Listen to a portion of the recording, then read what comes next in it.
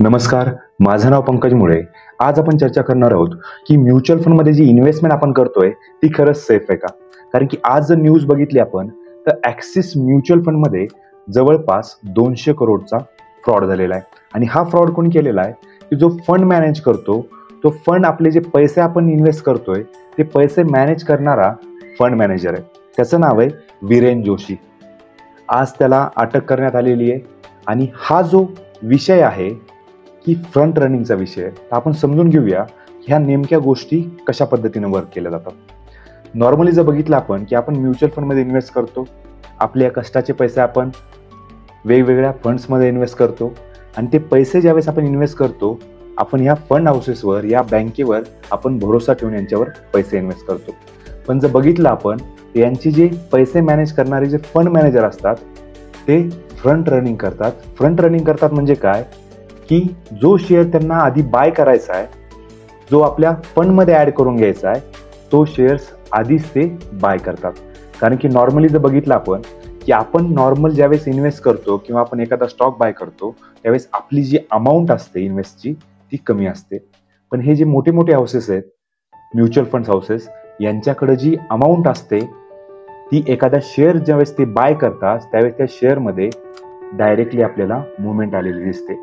आणि प्रोसेस काय सांगते की कुठल्याही म्युच्युअल फंड हाऊसला एखादा शेअर त्यांच्या फंडमध्ये जर इन्क्लूड करायचा असेल किंवा एखाद्या समजा आपण ॲक्सिस फोकस फंडचा आपण समजा एक्झाम्पल घेऊ की एका ॲक्सिस फोकस फंडमध्ये टाटा मोटर्सचे शेअर्स त्यांना ॲड करायचे.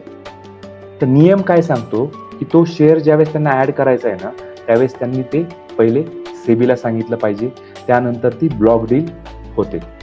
पण नॉर्मली अशा गोष्टी होतात.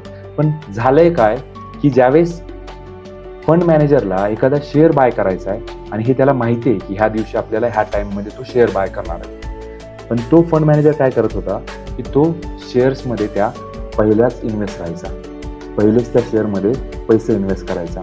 आणि जसं म्युच्युअल फंडची ऑर्डर प्लेस व्हायची त्यावेळेस शेअरची व्हॅल्यू डायरेक्ट अप जायची आणि त्यावेळेस हा सेल करून तिथनं प्रॉफिट कमवायचा. सिंपल भाषेमध्ये याला फ्रंट रनिंग म्हणतात. तर आपण जर बघितलं तर या फ्रंट रनिंग थ्रू जवळपास 200 करोडचा स्कॅम झालेला आहे. आणि ह्या स्कॅम केलेला आहे वीरेश जोशी या फंड मॅनेजरने. सेबीनी इंडियामध्ये वेगवेगळ्या 7 शहरांमध्ये धाडी टाकलेल्या आहेत. यांच्या ज्या फेक सेल कंपन्या आहेत या सेल कंपन्यावर पण त्यांनी कारवाई केलेली आहे. आणि याच्यामधनं या जो फंड मॅनेजर आहे याच्यावर येणाऱ्या काळामध्ये अजून कडक कारवाई केली जाणार आहे.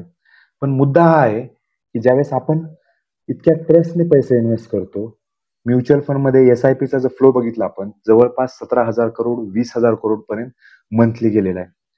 कष्टाचे पैसे आपण याच्यामध्ये इन्व्हेस्ट करतोय आणि अशा पद्धतीनं सर्वसामान्य जनतेसोबत जर हे म्युच्युअल फंडवाले फ्रॉड करत असतील तर इन्व्हेस्टमेंट करायची का नाही हा प्रश्न निर्माण होतो. अशा पद्धतीनं पॉन्ट म्युच्युअल फंडचं पण मागे एक्झाम्पल आलं होतं.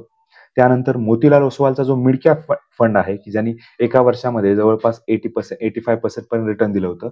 म्युच्युअल फंडमध्ये मोतीलाल ओसवालच्या फंडमध्ये पण कल्याण ज्वेलर्स बाबतीमध्ये अशीच न्यूज आली होती की कल्याण ज्वेलर्स सोबत मोतीलाल ओसवालचे काही कनेक्शन आहेत आणि त्यामुळे तो शेअर त्या पद्धतीनं मॅनिप्युलेशननी वाढवण्यात आला.